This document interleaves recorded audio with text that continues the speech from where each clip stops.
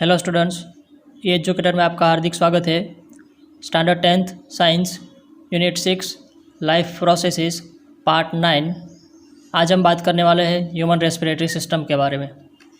So first of all, the human respiratory system consist of, यानी कि जो human respiratory system है उसके अंदर कौन कौन से ऑर्गन्स इंक्लूड है उसके बारे में बात करेंगे। फर्स्ट ऑफ ऑल उसके अंदर है नॉस्ट्रिल, उसके बाद नाजल कैविटी, उसके बाद pharynx, larynx, trachea, bronchi, lungs and alveoli. तो ये जो 8 अलग अलग ऑर्गन्स आप देख रहे हो वो सब ऑर्गन्स है वो रेस्पिरेटरी सिस्टम के लिए काम करते हैं। हमें एक एक करके उसको अलग से डिस्कस करना है। तो फर्स्ट ऑफ ऑल बात करेंगे नॉस्ट्रिल के बारे में। तो यहाँ पे आप देख सकते हो कि हमारी जो रेस्पिरेटरी सिस्टम है उसके अंदर जैसे हम बाहर से सांस लेते हैं तो सांस जो लेते हैं वो नॉस्ट्रिल के थ्रू, यानी कि जो हमारे बाहर का जो नोज़ होता है उसके ओपनिंग से हमारी जो एयर है वो अंदर आती है। उसके बाद वही प्रोसेस होके फिर से नॉस्ट्रिल से वो बाहर निकलती है। Nostrils open into nasal cavity. तो यहाँ ये आप देख सकते हो कि जो बाहर का जो ओपनिंग है वो कहाँ पे अंदर ओपन होता है, तो कि नाजल कैविटी के अंदर। ये जो आप पोर्शन देख रहे हो उसको बोलते हैं nasal cavity. The air for respiration is drawn into our body through nostril, यानी कि जो हम बाहर से सांस लेते हैं, जो एयर लेते हैं वो लंग्स के अंदर का हमारी बॉडी के अंदर कैसे जाती है, तो कि वो नॉस्ट्रिल के थ्रू हमारी बॉडी के अंदर आता है। This air then goes into the nasal cavity, nasal cavity के अंदर आएगा, उसके बाद वो लंग्स के अंदर जाएगा। उसके बाद हम बात करते हैं नाजल कैविटी के अंदर। So first of all the nasal cavity is line by fine hairs and mucus, यानी कि जो है नाजल कैविटी आप यहाँ पे देख सकते हो उसके अंदर हेयर्स एंड म्यूकस रहता है। आप यहाँ पे देख सकते हो कि ये जो अंदर का पोर्शन है जो थोड़ा बहुत चिकना पदार्थ रहता है उसको बोलते हैं म्यूकस, और बाकी के अंदर के जो हेयर लाइक स्ट्रक्चर है उसको बोलते हैं फाइन हेयर। उसका भी अलग एक फंक्शन है। Hairs and mucus in the nasal cavity filter air, यानी कि जो यहाँ पे म्यूकस और एयर रहता है वो हमारी एयर को फिल्टर करता है। They block dust particles from entering our body, यानी कि जो भी माइक्रो ऑर्गेनिज्म से डस्ट पार्टिकल से कोई भी चीज़ हो तो अंदर जाती है तो उसको रोक देता है, यानी कि जो ऑक्सीजन है उसी को यहाँ से पास होने देगा। Nasal cavity ends in internal nostril through which air is passes to pharynx, यानी कि जो ये नाजल कैविटी अंदर की आप देख रहे हो उसको बोलते हैं नाजल कैविटी। वो फेरिंग्स के अंदर एंड अप होती है, यानी कि उसके बाद का जो पोर्शन है उसको बोलते हैं pharynx.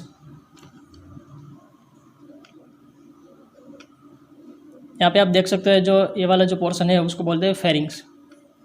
The pharynx leads to trachea through a slit called glottis, यानी कि जो फेरिंग्स का पोर्शन है वो ट्रेकिया तक जाता है। ये वाला नीचे वाला जो पोर्शन आप देख रहे हो यहाँ पे आप देख सकते हो कि ट्रेकिया है। तो the pharynx leads to trachea through a slit called glottis, यानी कि जो ये वाला ट्रेकिया का अपर पोर्शन है उसको बोलते हैं ग्लोटिस, यानी कि वो ग्लोटिस से शुरू होता है और नीचे तक जाता है। उसके बाद glottis is protected by a cartilaginous flap like epiglottis, यानी कि जो ग्लोटिस का पोर्शन आप देख सकते हो वो एपिग्लोटिस से प्रोटेक्ट रहते थे, यानी कि जो ये वाला पोर्शन है वाइट पोर्शन आप देख रहे हो ये जो वाल लाइक स्ट्रक्चर है उसको बोलते हैं एपिग्लोटिस। उसका फंक्शन क्या है देखते हैं आगे।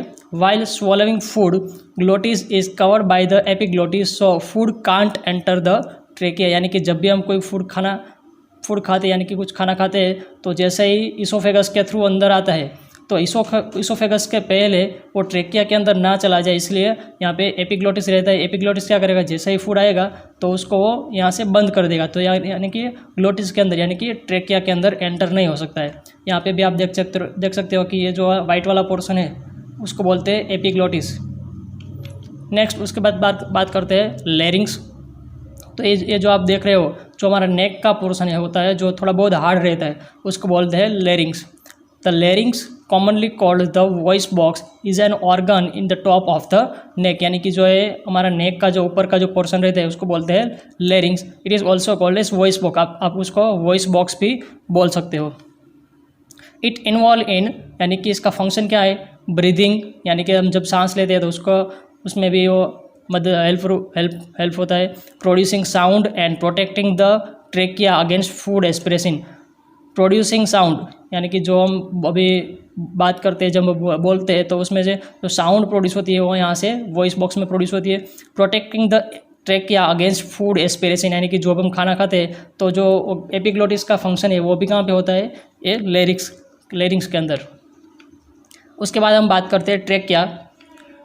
सो trachea is the most important organs in the respiratory system. यहाँ पे आप देख सकते हो जो ट्रेकिया का पोर्शन है वो। The trachea commonly called as wind pipe. जैसे हम इसोफेगस की बात कर रहे थे ह्यूमन डाइजेस्टिव सिस्टम के अंदर, तो इसोफेगस है उसको हम कॉमनली फूड पाइप बोल सकते हैं और ट्रेकिया है उसको हम बोल सकते हैं wind pipe. It is about 4 inches long in most people, यानी कि इसकी जो लंबाई है वो 4 इंच की रहती है। ठीक है। Trachea does not collapse even when there is no air because it is covered by C shaped cartilaginous rings, यानी कि जो हमारी ट्रेकिया है, ये वाले जो आप पोर्शन देख रहे हो, वो कभी भी ऐसा नहीं होता कि वो कभी कोलैप्स हो जाता है, यानी कि कॉन्ट्रैक्ट हो जाता है। वो कभी भी ऐसे जो उसकी पोजीशन है उसकी पोजीशन में से हट जाता है, ऐसा कुछ नहीं होता, क्योंकि वो है सी शेप्ड कार्टिलेजिनियस रिंग से कवर्ड रहता है। इसके अंदर आप यहाँ पे देख सकते हो ये जो वाइट पोर्शन है वो सी शेप्ड कार्टिलेजिनियस रिंग है, यानी कि कार्टिलेजिनियस यानी कि जो बोन होता है, बोन ज़्यादा हार्ड रहता है। उसके अलावा यहाँ पे एक और बोन जैसा स्ट्रक्चर होता है, उसको बोलते हैं कार्टिलेजिनियस। तो ये जो रिंग, ये वाली रिंग है वो उसको कोलैप्स होने से बचाती है। उसके बाद बात करेंगे ब्रोंकाई। यहाँ पे आप देख सकते हो ये ट्रेकिया का प्रोसेस है। ट्रेकिया है वो अलग अलग 2 ब्रोंकाई के अंदर डिवाइड होती है।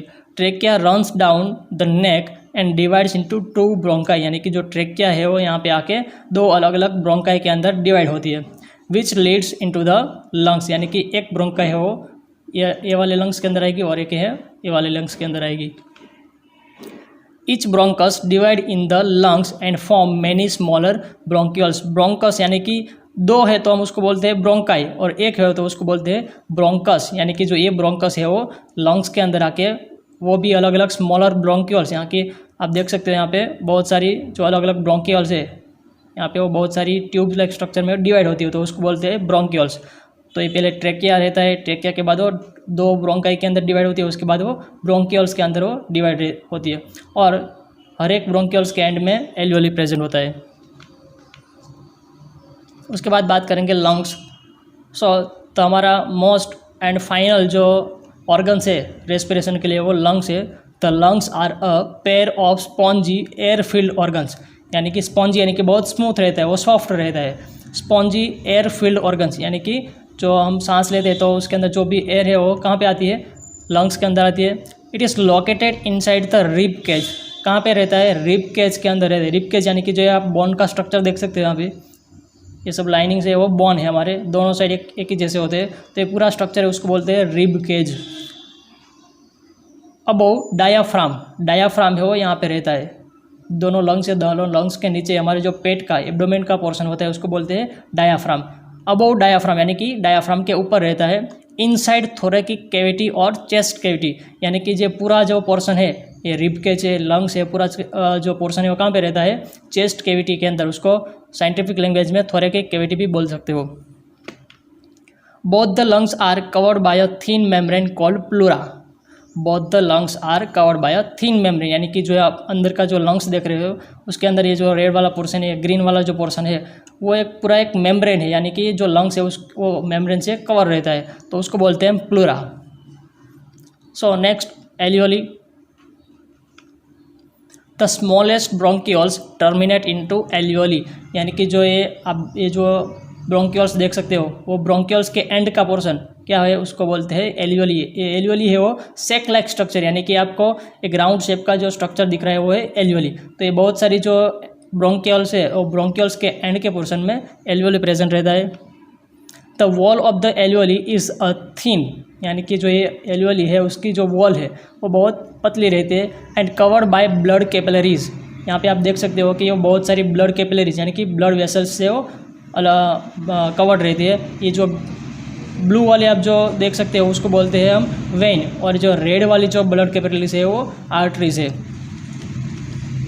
In alveoli the gaseous exchange takes place, यानी कि जब पहले हम शुरू से स्टार्ट करते हैं, जो हम एयर लेते हैं तो एयर के अंदर ऑक्सीजन रहता है, वो ट्रेकिया के थ्रू लंग्स के अंदर आता है, उसके बाद लास्ट तक वो कहाँ आएगा, एल्यूली तक, यानी कि लास्ट में जो एल्यूली है वो एल्यूली के अंदर गैसियस एक्सचेंज होता है। गैसियस एक्सचेंज माने यानी कि ऑक्सीजन है वो एल्यूली तक आएगा और फिर से उसमें जो कार्बन डाइऑक्साइड है वो फिर से एल्यूली से ब्रोंकियल्स तक जाएगा और फिर से ट्रैकिया के थ्रू वो हमारे बॉडी में से बाहर निकलता है। तो उसका स्ट्रक्चर आप यहाँ पे देख सकते हो। ऑक्सीजन है वो एक जो पोर्शन है उसको वो एल्वेलस बोलते हो, बहुत सारी हो तो उसको हम एल्यूली बोलते हैं। तो ऑक्सीजन है वो यहाँ पे ब्लड कैपिलरीज के अंदर आता है और उसके अंदर जो कार्बन डाइऑक्साइड है वो यहाँ से बाहर निकलता है। यहाँ पे भी आप देख सकते हो एयर के थ्रू जो ऑक्सीजन अंदर आ रहा है वो कहाँ जाएगा, ब्लड कैपिलरीज के अंदर, और ब्लड कैपिलरीज क्या करती है तो ऑक्सीजन को हर एक सेल तक पहुँचाती है। उसके बाद जो ये डीऑक्सीजनेटेड यानी कि जो वेन है उसके अंदर जो कार्बन डाइऑक्साइड है वो एल्यूलस के अंदर आएगा, एल्यूलस से वो ब्रोंकियल्स तक जाएगा, ब्रोंकियल्स से वो ट्रेकिया तक जाएगा, उसके बाद वो नॉस्ट्रिल से हमारी बॉडी में से बाहर निकलता है। ये स्ट्रक्चर है वो भी आप देख सकते हैं यहाँ पे। ये एल्यूलर सैक यानी कि जो एल्यूली है उसका स्ट्रक्चर यहाँ पे जूम करके दिखाया गया है। तो उसके अंदर क्या होता है तो जो भी ऑक्सीजन है वो एल्यूली की तरह आएगा और उसके बाद वो ब्लड कैपिलरीज के थ्रू वो हमारे बॉडी के अंदर जाएगा। उसके बाद हम बात करते हैं मैकेनिज्म ऑफ ब्रीदिंग यानी कि मूवमेंट ऑफ डायाफ्राम, यानी कि जैसे हम सांस लेते हैं इनहेलेशन एंड एक्सहेलेशन की जो प्रोसेस है तो उसके अंदर वो जो डायाफ्राम जो लंग्स के नीचे रहता है उसका मूवमेंट कैसे होता है वो देखते हैं। Breathing, so first of all we are discussing about breathing, यानी कि ब्रीदिंग कैसे होता है या क्या होता है। Breathing is the physical process of inhaling oxygen and exhaling carbon dioxide, यानी कि हम जब सांस लेते हैं तो ऑक्सीजन लेते हैं, सांस बाहर निकालते हो तो कार्बन डाइऑक्साइड उसमें से बाहर निकलते हैं। यहाँ पे आप देख सकते हो कि जैसे ही हम सांस लेते हैं तो उसके जो लंग्स की साइज़ है वो एक्सपांड होती है।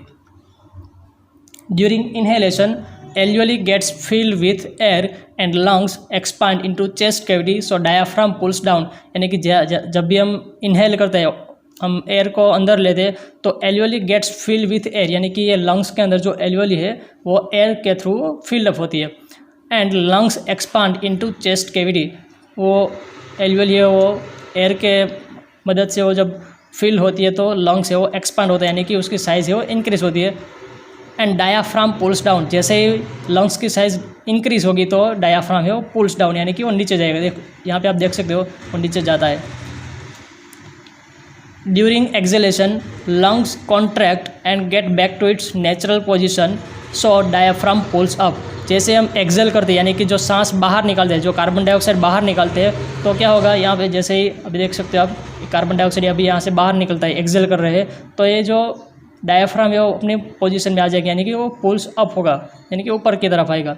यहाँ पे आप नीचे फिगर के अंदर देख सकते हो ब्रीदिंग इन, यानी कि हम जब जैसे ही सांस लेते हैं तो लंग्स है वो एक्सपांड होता है और डायाफ्राम है वो नीचे तरफ जाता है, और जैसे हम सांस को बाहर निकालते हैं, कार्बन डाइऑक्साइड को बाहर निकालते हैं तो डायाफ्राम है ऊपर अपनी पोजीशन में आ जाएगा और जो लंग्स है वो भी अपनी पोजीशन के अंदर आ जाएगा। तो दोस्तों हमने यहाँ पे ह्यूमन रेस्पिरेटरी सिस्टम के बारे में अच्छे से डिस्कस किया है। अगर आपको कुछ डाउट है तो आप कमेंट बॉक्स में लिख के पूछ सकते हो। नेक्स्ट वीडियो में आप देख सकते हो ह्यूमन रेस्पिरेटरी सिस्टम का पूरा एनिमेटेड वीडियो, उसकी लिंक आपको इस वीडियो के लास्ट में मिल जाएगी। और ऐसे ही वीडियो देखने के लिए आप बने रहिए हमारे साथ, और अभी तक आपने हमारे चैनल को सब्सक्राइब नहीं किया है तो सब्सक्राइब कीजिए। बाजू में बेल आइकन है वो बेल आइकन दबाइए, क्योंकि आपको ऐसे ही अपडेट्स मिलते रहे। Thank you.